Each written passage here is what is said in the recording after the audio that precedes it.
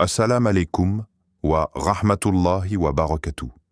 Mes frères et sœurs, si ce contenu touche votre cœur, pensez à vous abonner à la chaîne, à liker la vidéo et à la partager autour de vous. Car parfois, un seul message peut changer une destinée. Il y a des rencontres qui bouleversent une vie, des visages qui traversent notre existence comme un simple passage, et d'autres qui viennent comme un décret divin. Parce que le mariage en islam n'est pas un hasard, ce n'est pas une coïncidence, ce n'est pas juste une compatibilité humaine, c'est une volonté céleste, une décision écrite bien avant la naissance de deux âmes. Allah subhanahu wa ta'ala ne fait rien sans sagesse. Et quand il prépare une union, il prépare d'abord les cœurs. Aujourd'hui, nous allons plonger dans un mystère spirituel profond. Les signes qu'Allah subhanahu wa ta'ala est en train de vous préparer au mariage. Les signes que quelqu'un arrive dans votre vie.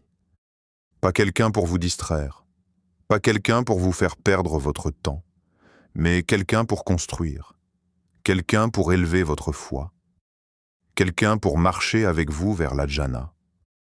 Signe 1. Ton cœur se détache de ce qui était toxique. Avant qu'Allah subhanahu wa ta'ala ne te donne ce qui est pur, il enlève ce qui est impur.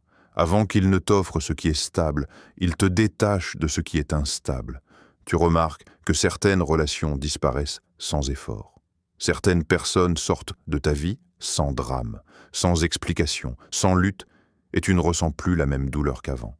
Parce que Allah subhanahu wa ta'ala nettoie ton cœur. Il le prépare. Il le libère. Allah subhanahu wa ta'ala dit dans le Coran: Allah est le protecteur de ceux qui ont la foi. Il les fait sortir des ténèbres vers la lumière. Sourate Al-Baqarah, verset 257. Le mariage saint ne naît pas dans un cœur attaché au passé. Il naît dans un cœur libre, un cœur apaisé, un cœur prêt. Signe 2. Ta relation avec Allah devient plus profonde. Tu changes intérieurement, ta foi devient plus sérieuse, ta prière devient plus sincère, ton repentir devient plus fréquent, ton dhikr devient plus naturel. Tu ne cherches plus juste l'amour humain, tu cherches l'agrément d'Allah subhanahu wa ta'ala.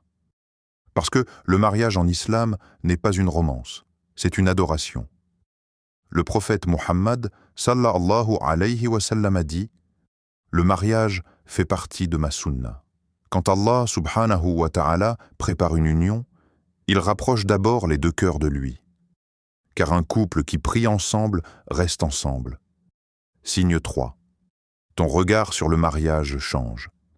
Avant, tu voyais le mariage comme une peur, une contrainte, une perte de liberté. Aujourd'hui, tu le vois comme une mission, une responsabilité sacrée, une construction spirituelle. Tu ne veux plus quelqu'un pour combler un vide. Tu veux quelqu'un pour bâtir un foyer. Allah subhanahu wa ta'ala dit dans le Coran: parmi ces signes, il a créé de vous, pour vous, des épouses, afin que vous trouviez auprès d'elles la tranquillité, et il a mis entre vous l'amour et la miséricorde. Sourate Ar-Rum, verset 21. Quand tu cherches la tranquillité, pas l'excitation.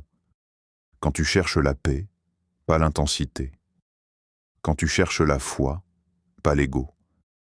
C'est que ton âme est prête. Signe 4. Tu ressens une paix intérieure sans raison. Tu es célibataire, mais apaisé. Tu es seul, mais stable. Tu es en attente, mais confiant. Tu ne forces plus. Tu ne poursuis plus. Tu ne supplies plus les gens. Tu fais confiance à Allah subhanahu wa ta'ala. Parce que ton cœur sait que ce qui est écrit arrivera.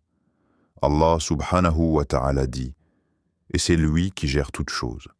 Sourate Hud, verset 123. La précipitation vient de l'âme. La patience vient de la foi.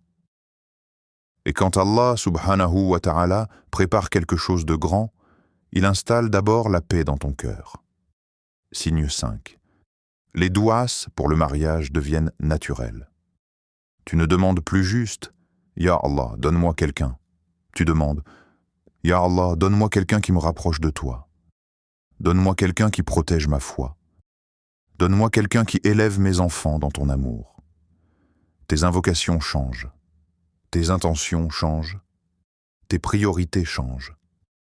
Et le prophète Muhammad sallallahu alayhi wa sallam a dit: quand Allah subhanahu wa ta'ala veut du bien à quelqu'un, il lui donne la compréhension de la religion. Le mariage devient alors un projet spirituel, pas un projet émotionnel. Parfois, la personne n'est pas encore là, mais la préparation a déjà commencé. Parfois, le visage est inconnu, mais la destinée est déjà écrite. Parfois, la rencontre n'a pas encore eu lieu, mais les âmes sont déjà alignées. Parce que ce qu'Allah subhanahu wa ta'ala écrit, personne ne peut l'effacer. Et ce qu'Allah subhanahu wa ta'ala retarde, ce n'est jamais pour te priver, c'est pour te protéger. Rappelle-toi, Allah subhanahu wa ta'ala ne te prépare pas pour une personne. Il prépare une personne pour toi et il vous prépare tous les deux pour lui. Et quand cette rencontre arrivera, tu ne diras pas « j'ai trouvé quelqu'un ».